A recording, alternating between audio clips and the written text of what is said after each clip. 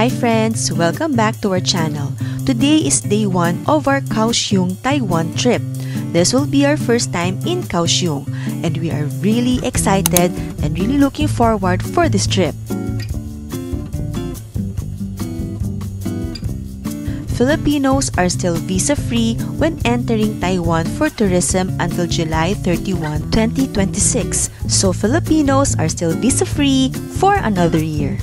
The requirements to travel to Taiwan is of course a passport that is valid for 6 months, e-travel which you can file through the eGov.ph app, and the Taiwan Digital Arrival Card.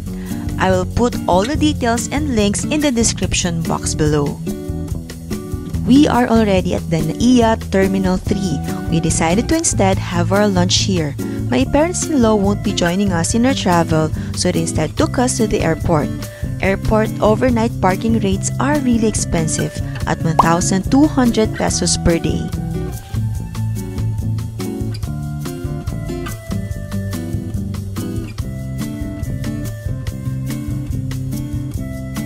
Hi guys! We're here at Tenya Tempura Tendon, Asakusa, Tokyo. At the airport, Terminal 3, my son and daughter-in-law is about to board, going to Taiwan with my apo Gab-Gab. And here's my loving husband. Happy trip, anak. I will not be with them. See you next week. Bye-bye! Have a safe trip! Ayan, yan yung papunta sa Resorts World. And dito naman yung papuntang elevator, pabalik na ng parking or departure. Before departing, I already have added my Taiwan eSIM. So it's already ready for use as soon as we arrive to Taiwan. By the way, the eSIM that I got is unlimited data for 5 days, which costs only 393 pesos, and I got this from Klook. We'll be flying via AirAsia, and as well this will be our first time with AirAsia.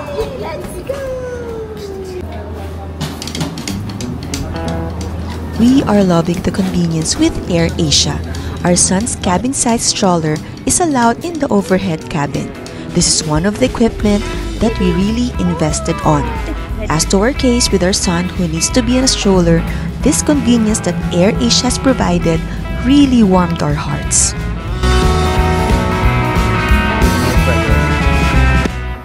Someone's happy at the window seat. Cabin crew, be seated for takeoff.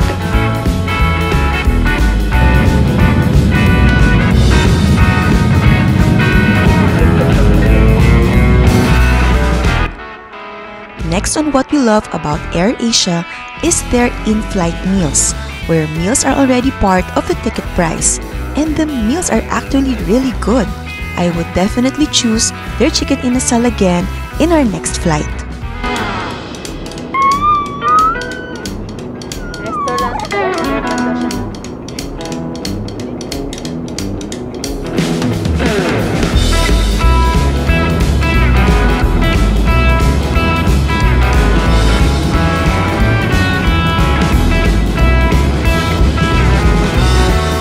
Touchdown Kaohsiung! We had a wonderful experience with our flight. Thank you, AirAsia. Yay! Yay! We have landed! Yay! And the rest of the crew members.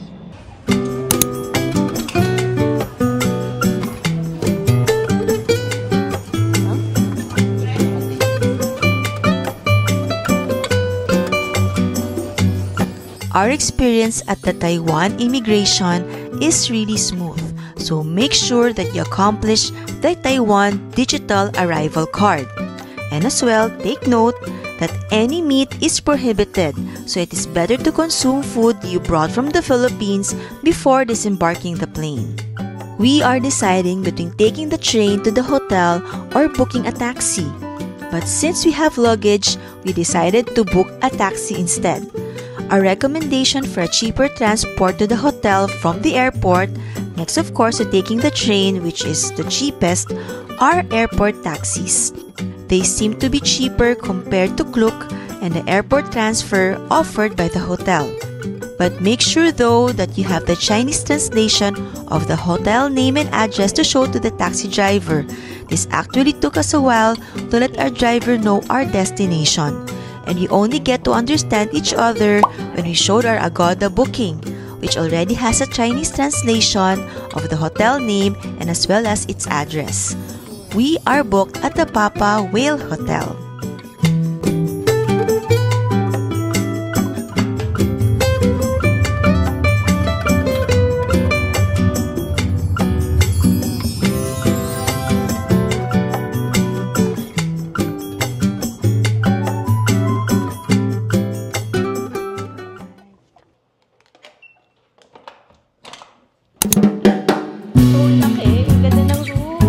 I will make a separate video on hotel room tour and review. Dome of Light. Yay! Let's go!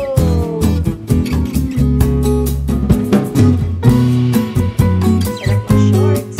Bata, nakachinelas na. Wow! We arrived, I think, 7 p.m. in our hotel. So our plan for tonight is just to have dinner and a bit of strolling.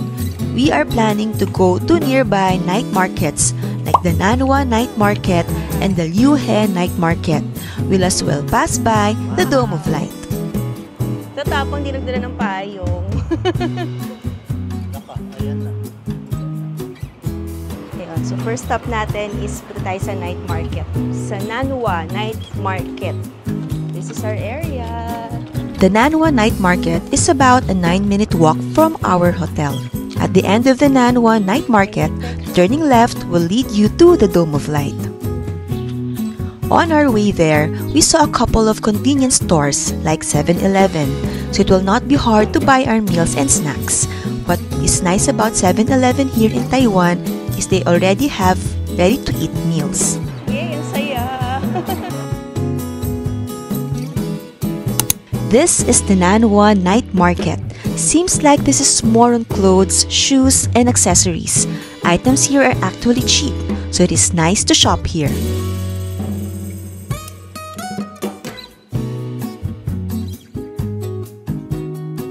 Taiwan, we can say, has a lot of similarities to Japan.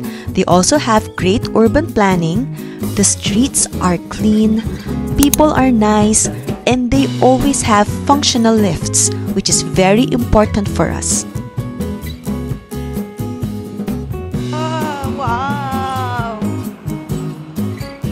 Wow!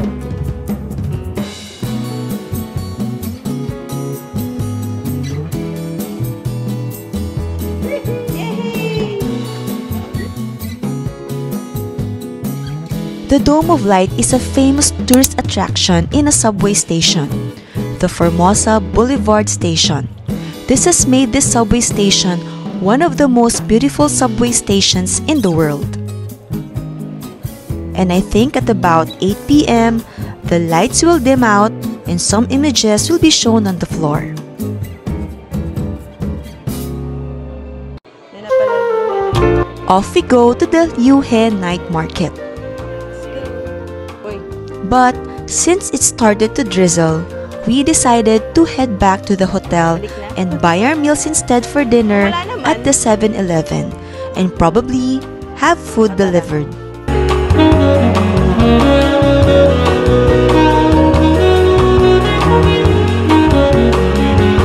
But we thought that maybe try out restaurants here at the subway station. But since it's already 8:30 p.m., most of them have already closed. So we decided to buy our meals instead at 7-Eleven. But before that, we had our pictures taken first at the Dome of Light. We usually take a video instead and make several poses and just take a screenshot of that best pose.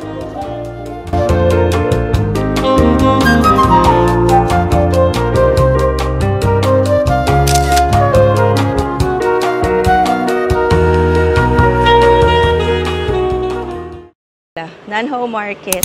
Pauwi na kami. Hindi na kami tumuli sa Liuhe Market kasi maambong. Kaya balik kami dito. Pero maganda yung taas dito ng Nanwa Market. Ayan, oh. Ganda, oh. Tama yung bubong niya. Parang dome of light na rin yung. Now let's walk and see what is available at the Nanwa Night Market. Seems like most of the stalls have already opened. Yan, kung mahilig kayo sa mga damit. Mga mura lang naman din. Mga shoes. Mga damit. Labo? Yan, oh. May pa-effects yung bubong ng Nanwa Market. Pwede may dumadaan ding mga motor.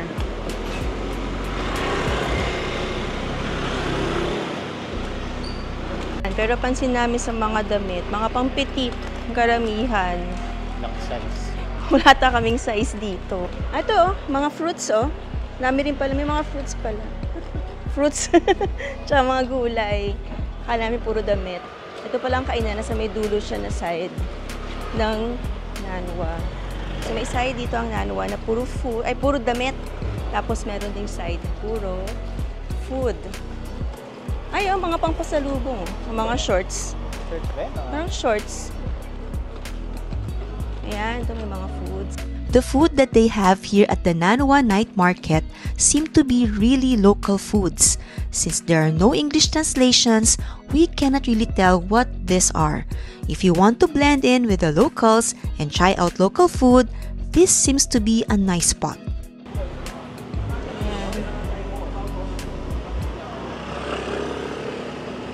Hindi alam kung ano itong mga to, eh, no? Wala siyang translation, eh. Ito siguro. Yan natin. Mga seafood. Seafoods ba yan? Parang seafoods na. Naman loob. Ay, ito mukhang masarap to. Ay, ito milk tea, oh. Bubble tea. Mga drinks. Yung mga drinks. Yan. So, punta na tayo ng 7-Eleven. Ang dilim. Ayan. So, 7-Eleven. Medyo madilim lang itong dinadaanan namin ngayon. Pero, mukhang safe naman. Malinis, no? Linis talaga. Kahit saan ka pumunta. Ang linis, no? Oo. Malinis dito sa Kaohsiung. Even sa Taipei. Sobrang linis. Oo nga. Ayun, oh, walang kalat to. Gabi na to, ah. Walang kalat. Sobrang linis dito sa Kaohsiung. Oh, walang pakalat-kalat. Yan. Tori. And we will go to sa 7-Eleven. Ay, nalaglag. 7-Eleven tayo for our dinner. Tapos papag-grab na lang tayo, no? Kung kulang yung 7-Eleven. Tayo ay mag 7-Eleven. Ransack. 7-Eleven food. Ito may upuan, no?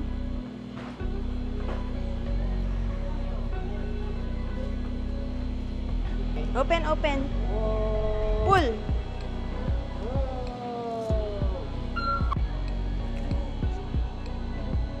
Tayo nito. Let's try this. Then, fried rice and plain rice para sa son namin.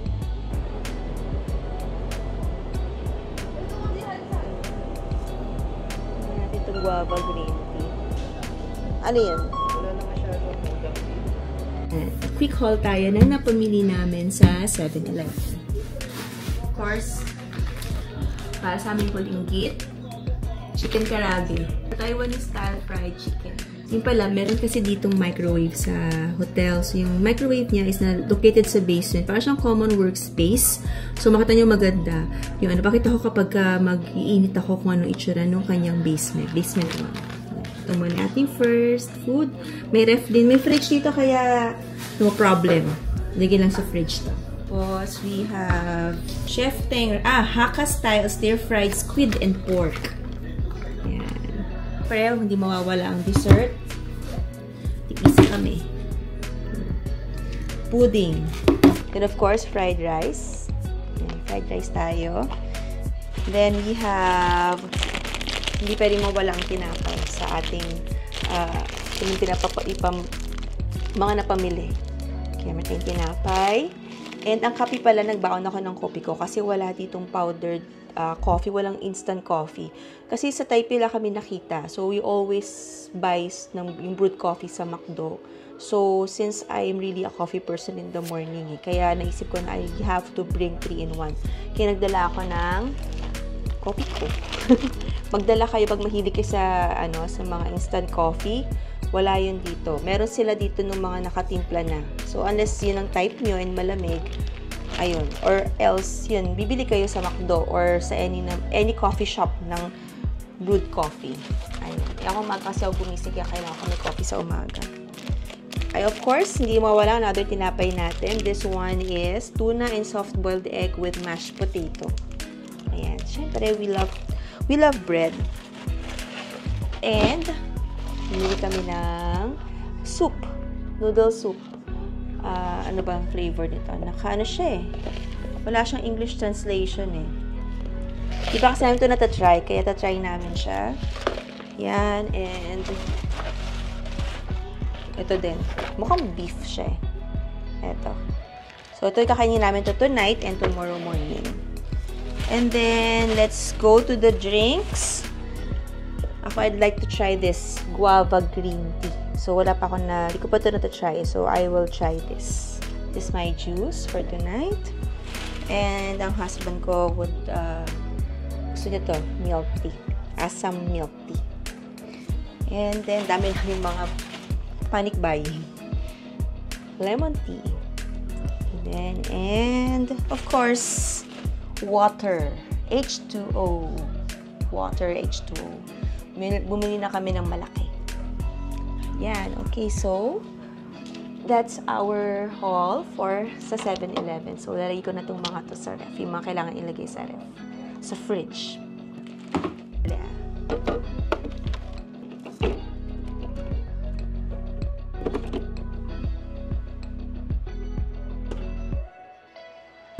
Yun, kailangan natin Google Translate.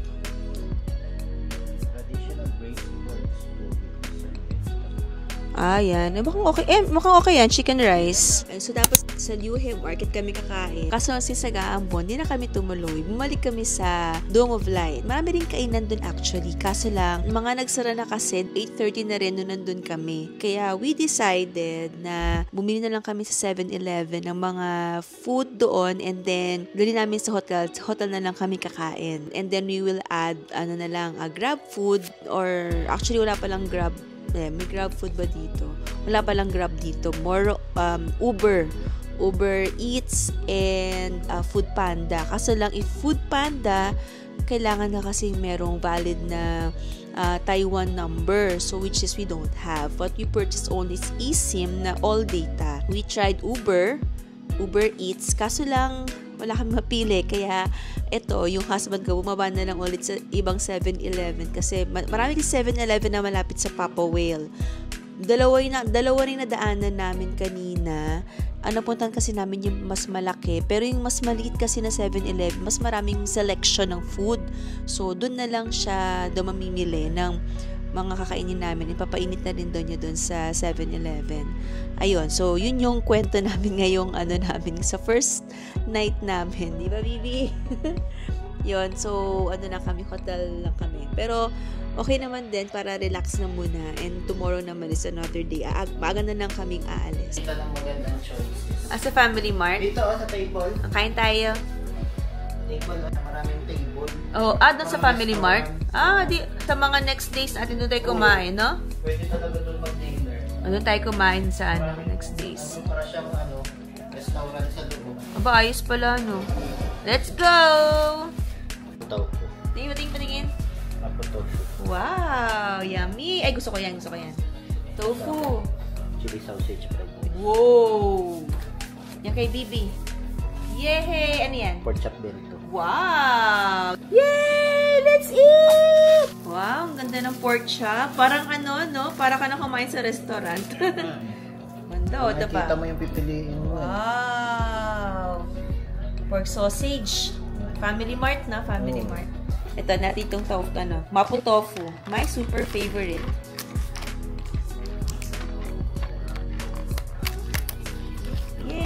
yummy! Wow! Ay mapo tofu. Let's eat!